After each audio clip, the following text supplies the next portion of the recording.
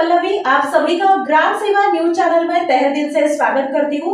ग्राम सेवा news channel Maharashtra में भिवंडी, शिरडी, सूरत, नासिक, सोलापुर, बेंगलोर इन सभी शहरों में गुजराती के साथ साथ मराठी, तेलुगु और हिंदी माध्यम के द्वारा प्रसिद्ध हुए। आज ही ग्राम सेवा न्यूज चैनल को सब्सक्राइब करें, शेयर करें और लाइक करें।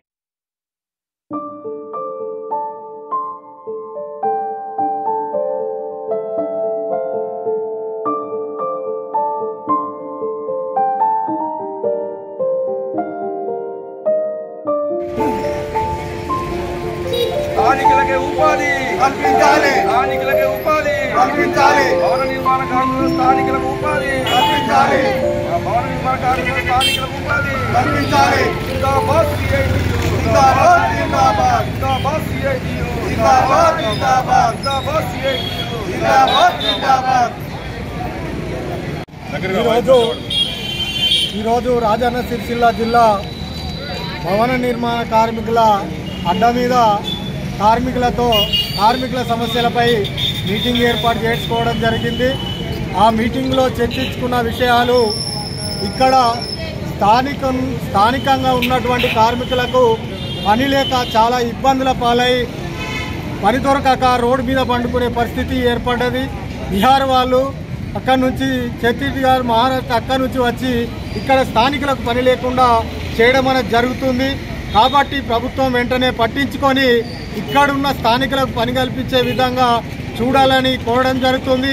అట్లాగే అడ్డ మీద వసతులు కూడా లేని పరిస్థితి ఉంది। ఇక్కడ అడ్డ బాత్రూములు కానీ, వంట షెడ్లు కానీ ఏవీ లేవు। ఎన్నిసార్లు కలెక్టర్ వినతి పత్రం ఇచ్చినా, ప్రభుత్వానికి వినతి పత్రాలు ఇచ్చినా ఈ అడ్డ కార్మికులకు వసతులు కూడా లేని పరిస్థితి ఉంది। కాబట్టి వెంటనే కలెక్టర్ గారు జోక్యం తీసుకొని ముందుగా స్థానికులకు పని కల్పించే విధంగా చర్యలు తీసుకోవాలి।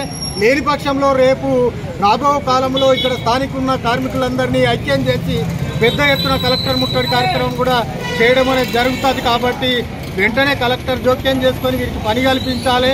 అట్లాగే కూలీ కూడా తక్కువ ఉంది, కూలీ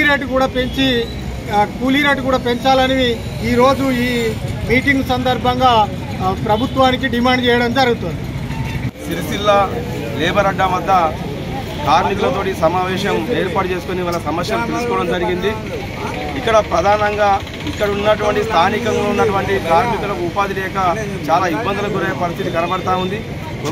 వారానికి ఒక్కరోజు 2 రోజులు కూడా పని దొరకని పరిస్థితి ఈరోజు కనబడతా ఉంది। మరి దీని ప్రధాన కారణం ఇతర రాష్ట్రాల నుంచి వచ్చేటువంటి బీహారు, మహారాష్ట్ర, ఛత్తీస్గఢ్ వచ్చే కార్మికుల వలన ఇక్కడ ఉపాధి లేకుండా పోయే పరిస్థితి ఏర్పడ్డది। మరి దీనికి ప్రధాన కారణం ఇక్కడున్న కార్మికులని బీహార్కి వచ్చే కార్మికులతో ఇక్కడ కొంతమంది కాంట్రాక్టర్లు బయటకెళ్ళి వలసలు తీసుకొచ్చి వాళ్ళతోటి తక్కువ కూలితోటి చేయించుకుంటూ ఇక్కడ ఉన్నటువంటి కార్మికుల కడుపులు కొట్టే విధంగా ఇక్కడ వివరిస్తున్నారు ఇక్కడ ఉన్నటువంటి కాంట్రాక్టర్లు। కాబట్టి ఈ విషయం మీద మేము ఒకటే డిమాండ్ చేస్తున్నాం, ఏ కార్మికులు పనిచేసినా ఒకే రకంగా కూలి ఉండాలి తప్పించి తక్కువ కూలి ఇచ్చి అలా కార్మికులు పుట్టలు కొట్టే విధంగా చేయడానికి మేము తీవ్రంగా ఖండిస్తూ ఉన్నాం। దీని మీద రేపటి సంధి ఇక్కడ కార్మికులతో సంతకాల సేకరణ చేసుకొని ఆ సంతకాల సేకరణ అయిన తర్వాత పెద్ద ఎత్తున కలెక్టర్ దగ్గర వెళ్ళి కలెక్టర్ గారికి కూడా వినతి పత్రం ఇచ్చి ఇక్కడ స్థానికులకు ఉపాధి కల్పించే విధంగా చర్యలు తీసుకోవాలి। ఇక్కడ భవన నిర్మాణ కార్మికులకు పని దొరికే విధంగా, వీళ్ళకు ఇబ్బందులు కాకుండా విధంగా మరి రోజు నిత్యం